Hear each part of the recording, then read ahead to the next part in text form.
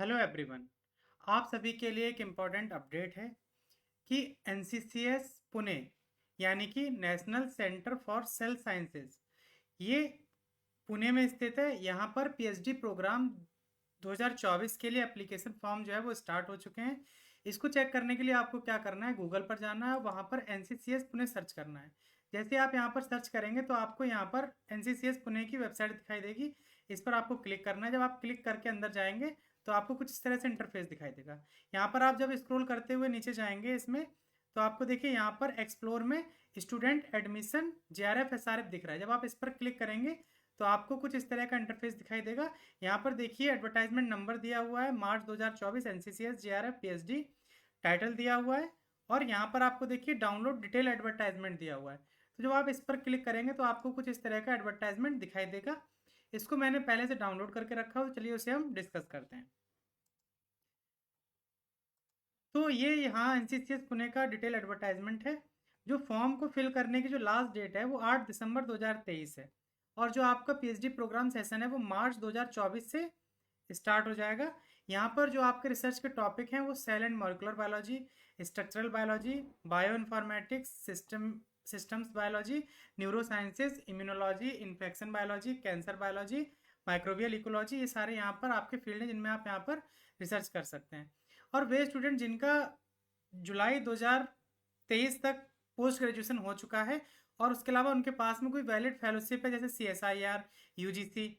और डीबीटी में देखिए दो कैटेगरी होती है, कैटेगरी 1 होता है, कैटेगरी 2 होता है। कैटेगरी 1 वालों को जेआरएफ दिया जाता है, तो कैटेगरी 2 वाले स्टूडेंट जो वो केवल डीबीटी नेट प्रोजेक्ट के लिए अप्लाई होते हैं। ठीक है, तो उनके पास में कैटेगरी 1 होना चाहिए, तभी आप इस फॉर्म को फिल कर सकते हैं। अदरवाइज आप डीबीटी कैटेगरी 2 में तो आप इस फॉर्म को फिल नहीं कर सकते हैं। उसके अलावा अगर आपके पास ICMR जेआरएफ है तो आप फॉर्म को फिल कर सकते हैं, DST इंस्पायर है तो आप फॉर्म को फिल कर सकते हैं। उसके अलावा एक एग्जाम और है जिसका नाम है बिंक, अगर ये आपके पास है तब भी आप फॉर्म को फिल कर सकते हैं। बिंक का फुल फॉर्म हो गया बायो इन्फॉर्मेटिक्स नेशनल सर्टिफिकेशन। इसके फॉर्म जो है वो अप्रैल में रिलीज होंगे। इसका अपडेट जैसे ही आएंगे फॉर्म मैं आपको बता दूंगा। आप इसके थ्रू भी जेआरएफ करके एनसीसीएस पुणे से पीएचडी कर सकते हैं। Applicant who do not possess a fellowship but have qualified JE JGEEBILS, ये एग्ज़ाम जो है वो टाइफर NCBS द्वारा कराया जाता है। ये दिसंबर 2022 वाला जिनका क्वालिफाइड है वो इसके लिए एलिजिबल है। Only candidate short listed according to NCCS criteria will be invited for the PhD interview. जो NCCS अपना शॉर्ट लिस्टेड का क्राइटेरिया जो सिलेक्ट करेगा, केवल उन्हीं लोगों को इंटरव्यू के लिए बुलाया जाएगा, बाकी लोगों को नहीं बुलाया जाएगा। ठीक है, essential qualification does not guarantee short listing for PhD interview और सब्सिक्वेंट सिलेक्शन। अब देखिए इसमें क्या होगा कि एक बार जब आपने फॉर्म फिल कर दिया, आपके पास एसेंशियल क्वालिफिकेशन है, उसके बाद भी हो सकता है कि अगर स्टूडेंट नंबर ज़्यादा हो जाए तो वो कई और पैरामीटर लगा सकते हैं सिलेक्शन के लिए कि इंटरव्यू में किसको सेलेक्ट करें किसको ना सिलेक्ट करें। तो ऐसा कोई ज़रूरी नहीं है कि अगर आपके पास एसेंशियल क्वालिफिकेशन है तो आप इंटरव्यू के लिए सेलेक्ट ही किए जाएंगे। ठीक है, ये पॉइंट आपको याद रखना है। लेकिन आपको फॉर्म फिल करना है, हो सकता है कि आपका यहाँ पर सिलेक्शन हो जाए। एलिजिबिलिटी की बात करते हैं तो आपके पास में किसी भी साइंस की ब्रांच से पोस्ट ग्रेजुएशन डिग्री होनी चाहिए और मिनिमम 55% या उसके इक्विवेलेंट ग्रेड पॉइंट एवरेज आपका होना चाहिए। जो 5% का एज रिलैक्सेशन है वो SC ST और OBC के कैंडिडेट हैं, और जो पर्सन विद डिसेबिलिटीज़ है यानी कि फिजिकली हैंडीकैप जो कैंडिडेट हैं उनको यहाँ पर 5% का रिलैक्सेशन दिया जा रहा है। Candidate must hold a valid fellowship, उनके पास में एलिजिबिलिटी में एक फेलोशिप होनी चाहिए जैसे मैंने ऊपर डिस्कस किया है। उसके अलावा वे स्टूडेंट जिनके पास JEEBILS एग्जाम है, क्वालिफाई किया है उन्होंने, वो भी यहाँ पर अप्लाई कर सकते हैं। ठीक है, और इनका जो सिलेक्शन है, जो टैफर द्वारा जो एग्ज़ाम लिया गया है, इसका जो इस कट ऑफ बनेगा या स्कोर कार्ड जो रहेगा उसके बेसिस पर यहाँ पर इंटरव्यू के लिए सेलेक्ट किया जाएगा। वे स्टूडेंट जिनके पास में केवल LS है या जिनके पास DBT कैटेगरी 2 है या वो ICMR का कोई प्रोजेक्ट किया है तो वो यहाँ पर एलिजिबल नहीं है। नोट में कुछ पॉइंट दिए गए, इनको भी जरा हम डिस्कस कर लेते हैं। जो आपका एप्लीकेशन फॉर्म है वो ऑनलाइन फिल किया जाएगा। इसके लिए आपकी ईमेल आईडी होना जरूरी है, तभी आप फॉर्म को फिल कर पाएंगे, अदरवाइज आप फॉर्म को फिल नहीं कर पाएंगे। अगर आपको कोई भी टेक्निकल प्रॉब्लम होती है तो यहाँ पर इन्होंने ईमेल आईडी दिया हुआ है, इस पर आप मेल करके अपनी प्रॉब्लम को सॉल्व कर सकते हैं। और जब आप मेल करेंगे तो उसमें सब्जेक्ट में आपको PhD एडमिशन क्वेरीज सब्जेक्ट में टाइप करके सेंड करना है।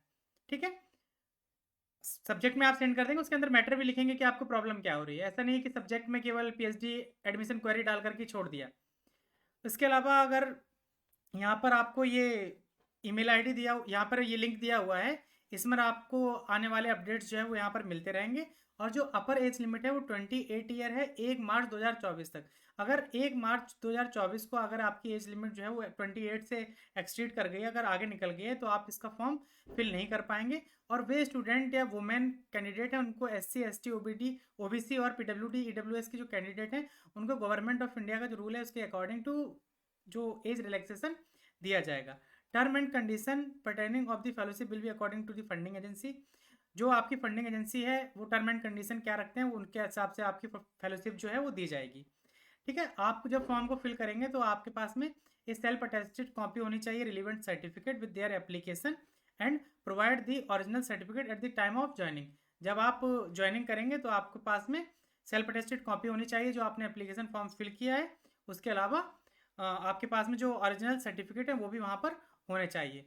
दिस इंक्लूड SC ST का कास्ट सर्टिफिकेट हो, OBC में जो नॉन क्रीमी लेयर होती है उसका लेटेस्ट सर्टिफिकेट होना चाहिए, और PWD का अगर सर्टिफिकेट है तो वो आपके पास होना चाहिए। EWS में इनकम एंड एसेट सर्टिफिकेट आपके पास होना चाहिए। जब आप ज्वाइनिंग करेंगे उस टाइम की बात हो रही है। ठीक है, NCCS PhD programme is a full time commitment, और यहाँ पर आपको हॉस्टल फैसिलिटीज़ भी दी जा रही हैं, वहाँ पर उनका खुद का हॉस्टल भी है। जब आप वहाँ ज्वाइन कर लेंगे तो वो first come first served basis पर है। जो स्टूडेंट पहले ज्वाइन कर लेंगे उनको हॉस्टल पहले दिया जाएगा, और हो सकता है कि बाद में ऐसा हो कि हॉस्टल फुल भी हो सकते हैं। तो जल्दी से आप जा करके जब आपका सिलेक्शन हो जाए तो आप अपना हॉस्टल बुक कर लीजिएगा। यहाँ पर कुछ इंपॉर्टेंट डेट्स दिए गए हैं, जैसे last date application online form को फिल करने की जो है वो 8 दिसंबर दी गई है। शॉर्ट लिस्टेड कैंडिडेट की जो लिस्ट है वो 18 दिसंबर को आ जाएगी। इसमें 2 राउंड का इंटरव्यू होता है, फर्स्ट राउंड सेकेंड राउंड। तो फर्स्ट राउंड का इंटरव्यू जो है वो जनवरी 8 से 10 के बीच में होगा 2024, और जो इसका रिजल्ट है वो 10 जनवरी को डिक्लेयर कर दिया जाएगा शाम को 7 बजे तक की। और जो फाइनल राउंड का जो इंटरव्यू है वो आपका 11 से 12 जनवरी के बीच में होगा, और जो इसका रिजल्ट है वो आपका जनवरी 18 को अपलोड कर दिया जाएगा वेबसाइट पर। और इसके बाद जब आपका फाइनल इंटरव्यू हो चुका है, आप सेलेक्ट कर लिए गए हैं NCCS में, उसके बाद में आपको क्या करना है, आपका गाइड का सिलेक्शन करना है। वो आप इन पर्सन या जा करके इंस्टीट्यूट में भी कर सकते हैं। ठीक है, और उसके बाद में आपको ज्वाइनिंग करनी है। इसका टाइम जो है वो 26 से 4 मार्च से के बीच में आपको ये कर लेना है। Selected candidate are required to present at NCCS from February 26 to 4 March to engage in discussion with scientists, finalize their research guide and complete their joining procedure। एक बहुत अच्छा पॉइंट है यहाँ पर, मैं ऐसा मानता हूँ कि ये बाकी के जितने भी अदर इंस्टीट्यूट हैं, CSIR के लैब्स जो हैं या अदर इंस्टीट्यूट हैं, उनको भी ये चीज़ अप्लाई करनी चाहिए कि जब कोई स्टूडेंट मान लीजिए जब ज्वाइनिंग करने के लिए आपके इंस्टीट्यूट में आता है, तो कोई लद्दाख से आ रहा है, कोई उत्तराखंड से आ रहा है, तो नई सिटी में उनको रहने में बड़ा प्रॉब्लम होती है। तो सारे CSIR के जो लैब्स हैं या इंस्टीट्यूट हैं वहाँ पर गेस्ट हाउस फैसिलिटी होती है। तो NCCS ने बहुत अच्छा कदम उठाया है यहाँ पर, इन्होंने accommodation during this period will be provided by NCCS। तो यहाँ पर NCCS जो है वो अकोमोडेशन के लिए आपको प्रोवाइड कर रहा है, हो सकता है वो कुछ चार्ज आपसे ले सकता है। ठीक है, तो ये बहुत अच्छा पॉइंट है। ऐसा मेरा मानना है कि बाकी के इंस्टीट्यूट को भी ऐसा रूल अप्लाई करना चाहिए कि जब आप ज्वाइनिंग करने जाएं तो आपको वो एकोमोडेशन के लिए प्रोवाइड करें। इससे क्या होगा कि स्टूडेंट और उनके पेरेंट्स को काफ़ी आसानी होगी।